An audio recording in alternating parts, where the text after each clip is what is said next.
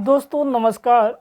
आज एक बहुत महत्वपूर्ण टॉपिक यूक्लिड विभाजन प्रमेय, यूक्लिड डिवीजन लेम्मा, ये क्या होता है, कहाँ इसका यूज करते हैं, उसको समझते हैं।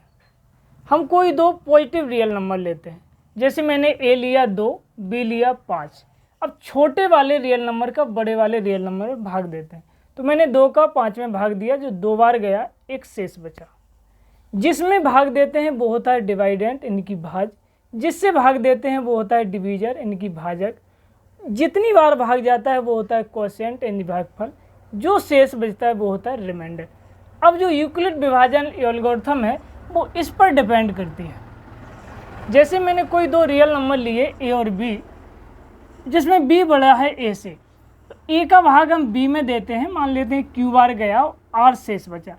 अब ये आर डिपेंड करता है, आर अगर 0 है तो ए जो ए है ये हमारा एचसीएफ हो जाता है। अगर ये आर 0 नहीं है, ए जो आर है अगर 0 नहीं है, तो फिर हम इसमें जो ए है उसमें आर का भाग देते हैं। आर का भाग देते हैं, मान लेते हैं Q1 बार गया और R1 शेष बचा। अगर फिर इसको देखते हैं कि ये R1 अगर 0 है, तो हम ये कह देते हैं कि जो R में जिससे हम भाग दे रहे थे वो हमारा एचसीएफ है। अगर ये R1 0 नहीं है, तो फिर हम R1 का R में भाग देते हैं, और फिर यही क्रम बार बार चलता रहता है जब तक हमारा जो R है ये 0 नहीं हो जाता। जब ये R 0 हो जाता तो जिससे भाग दे रहे होते वो हमारा एचसीएफ हो जाता है। तो इसका जो प्रयोग है हम एचसीएफ निकालने में करते हैं। आइए एक एग्जांपल से समझते हैं। जैसे मैंने लिया 115 और 225 का एचसीएफ निकालना है यूक्लिड विधि से।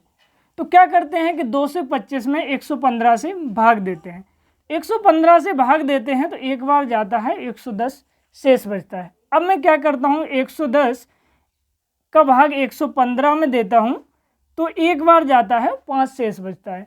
अब इस 5 का भाग जब मैं 110 में देता हूँ तो 22 बार जाता है और 0 शेष बचता है। अब ये शेष 0 आ गया तो हम ये कह देते हैं कि जो संख्या हमारी 5 है ये हमारा 115 और 225 का एचसीएफ हो गया। यही यूक्लिड विभाजन एल्गोरिथम है। इस